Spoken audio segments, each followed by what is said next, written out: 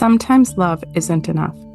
As an adoptive mom, people would often say this to me, as if to imply I couldn't love my son enough to change behaviors or heal his trauma, so I should probably just give up. At least that's how I took those four powerful words, which had buried themselves deeply in my mind, leading me to doubt my ability to parent my child.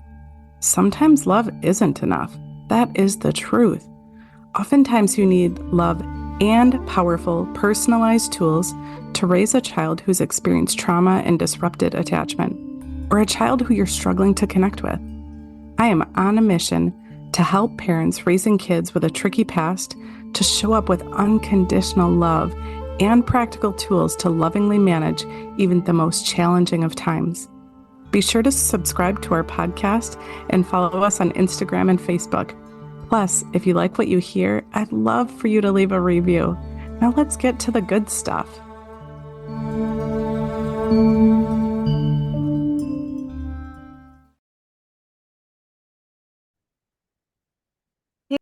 Welcome back to Sometimes Love Isn't Enough. I am your host, Angie Grandt.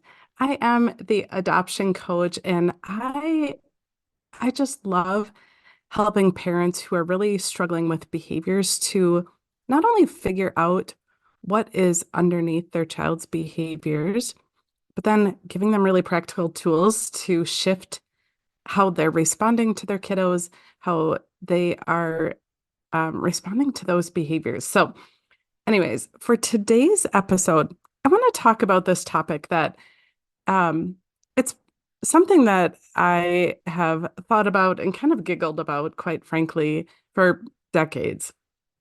You know, I'll never forget when my daughter came home with her first daughter, and she said something along the lines of, "Mom, I don't understand why a hospital would let me bring home this complicated little thing with no instructions. How in the world am I supposed to know what to do?" And I remember thinking the same thing when I brought her home, that kids are one of the most complex things that we will ever encounter. We're put in charge of making sure that they're safe, that we keep them alive, that we feed them, that we do our very best at taking care of them. And they don't come with a manual, or at least that's what we thought. I mean, I know that we can go to the internet and find out, the strategies to make sure our baby is fed, to make sure that our baby has a good place to sleep. We can learn about ways to develop their language or their motor skills. There are all kinds of resources available to help us move our child along the developmental path. There are all kinds of resources to help us understand what's expected at different developmental stages. But there is not, or at least until I'm coming to this awareness now, it's been around for decades actually, but most parents don't know that there's actually an instruction manual for the specific model that you brought home, right? I say that kind of tongue in cheek, thinking about, if you, I don't know, get this mixer or that blender, each one has its own instruction manual because they operate differently. Every model operates differently. The same is true for our kids. And this is the power of understanding our kids' unique human design. Prior to me understanding this, and man, I still have so much to learn, but even at the level that I understand now, it has become so glaringly apparent to me that our kids really do come with an instruction manual. So what do I mean by that? Well, if you've been following along or you know about human design, we know that our kids have different energy types. For example, if we just start there, different types, the generator, the initiator, the manifester, so many different labels can be used, but there are 5 different types. at the most basic level of human design, and each of those types has different energy needs, different communication needs. So even if we're at the very basic level of understanding human design and understanding our children's human design, we can already begin to say that there actually is an instruction manual for our kids. When we dig in deeper and understand their not only their type, but also their authority, their communication needs, their emotional needs, our kids, when we really truly understand their unique design type, when we can look at their body graph and see their strengths, see their openness, see their definition in their chart, it gives us great insight as to the best ways to help raise our children to be authentically who they were originally designed to be. And without this information, we're kind of guessing. Well, actually, let me take that back. I don't think that that's the truth. I don't think that we're guessing when we go into parenting without knowing our children's design, as I did, right? I didn't know anything about human design when my daughter was little. So I actually wasn't guessing. So I take that back. I was parenting her based on what I knew about myself. So what do I mean by that? Well, I know as a generator type or a builder type or an alchemist, depending on which teachings you follow. As a builder type, for example, I respond best, my body responds best to yes, no questions, which means that I wasn't guessing when I was raising my daughter or my son. I most often phrase my questions to both of them as yes, no questions, ending my phrases in ways that lead them to make a yes or no decision. Except because I didn't have their instruction manual, neither of my kids are designed to respond that way. Neither of my kids have a defined sacral, meaning that when I'm asking them yes, no questions, I'm expecting them to come up with a response from a part of them that doesn't have that consistent energy. So I wasn't guessing or shooting in the dark when I was raising my children. I was raising them based on my energy needs and how I see the world because I didn't have their instruction manual. But now I do. And now I'm helping parents to really see their kids and respond to their unique needs because there's a really good chance that your kids' needs aren't the same as yours.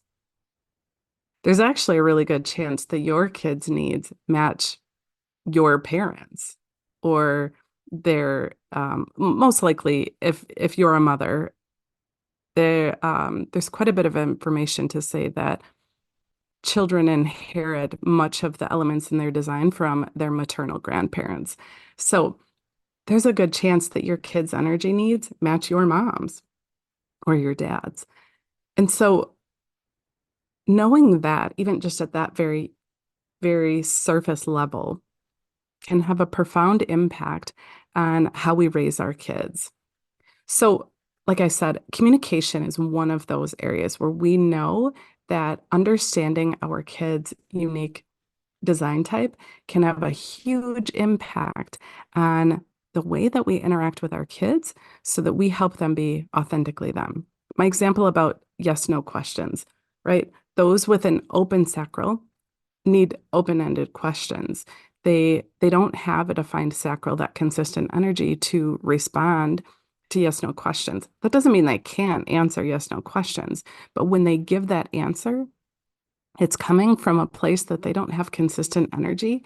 And it's much more likely that they are just coming up with a response to move things along, as opposed to really tapping into their unique communication strategy, which is open-ended questions, which requires them to talk things out, to process verbally what they need. So even at that level, when communicating with our kids, it has an impact on their sense of self-worth. I think about, silly examples, but if I were to ask a child with an open sacral, if I ask a yes no question about, do you want to go to the playground today?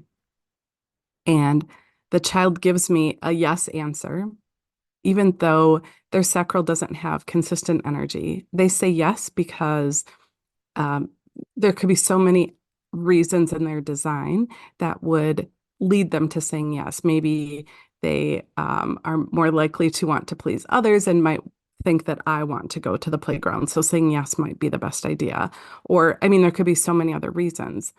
But by not allowing that open sacral child to really tap into their decision-making strategy, they might give a yes answer when they don't actually have the energy to go to the playground and interact with others. And so imagine for this child who gives this yes answer for whatever reason, but then because they didn't have time to really tap into their decision, they go to the playground and it doesn't go well. They're overwhelmed. They might have meltdowns, whatever that might look like for that child, because they were put in a position to answer a yes, no question.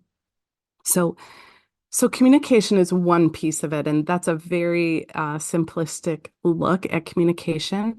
But we also know if we were to have this instruction manual about our kids, if we were looking at their unique design, we would also have some key information about how they best feel love, right? We know that generators, projectors, and reflectors, they really need to feel heard to feel loved. We know that our manifestors and our manifesting generators really need to be informed to feel loved.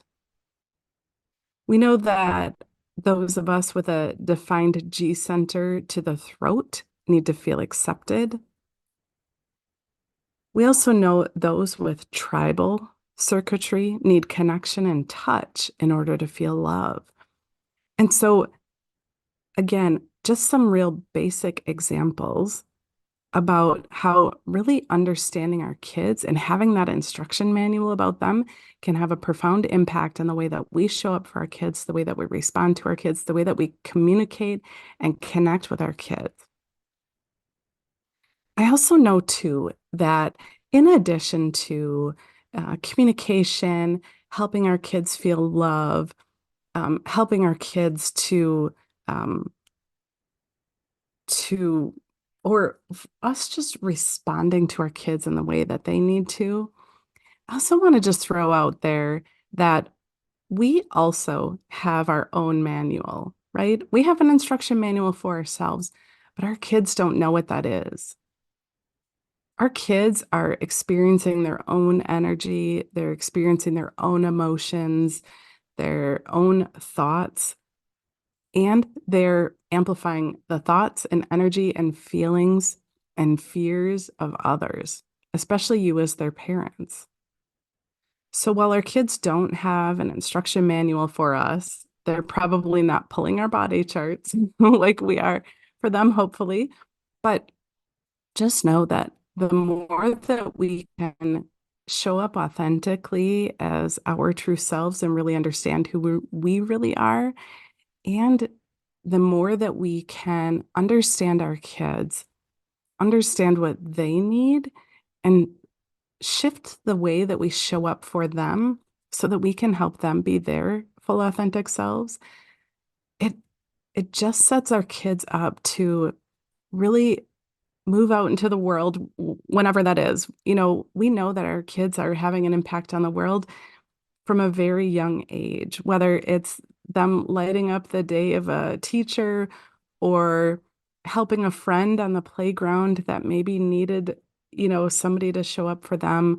Our kids are having an impact on the world from very, very young. And so the more that we can help our kids to remain their authentic selves, the more that we can work on not conditioning our kids to fit into our mold of who we are. And I say that our kids will always experience some level of conditioning. We all will. But the more that we can help them understand who they truly are, but it starts with us understanding them first. But the more that we can help our kids really understand who they truly are and their unique needs, the better they can avoid conditioning out in the world, and the better they will feel aligned as they move into adulthood. And the better that we can help them to really show up as their authentic selves. So my task for you is, again, to really understand your unique human design. And once you have an understanding of yourself, to really start understanding your kids. If you need help understanding your chart, if you're digging into it and it seems so out there, I would love to help you. I'm now certified as human design specialist, both in level 1 and level 2. I'm working on level 3, and I just finished up my family coach certification with an emphasis on human design. So if you're curious about learning more about how to really show up differently for your kids and for yourself, then connect with me. My contact info is in the show notes. I'm working on updating my website so that it's easier for people to connect with me and book a reading if that's what you want.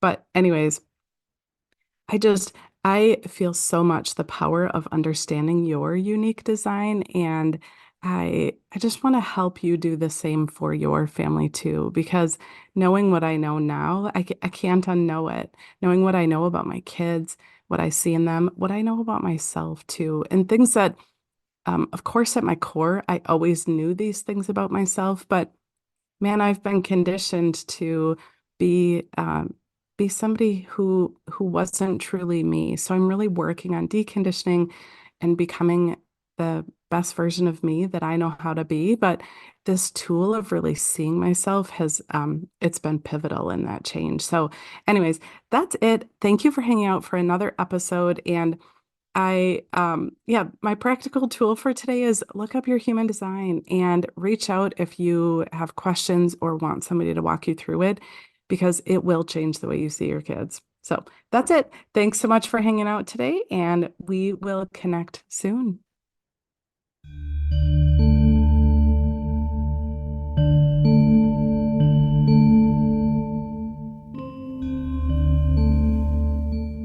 I hope that you found this episode so incredibly powerful.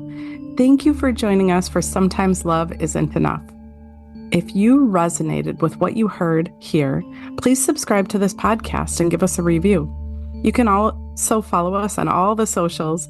Check the show notes for all the details about how to start tackling behaviors and creating a powerful, loving relationship with your child, a child who needs your love the most. And if your gut's telling you that it's time for a change now, book a free consult.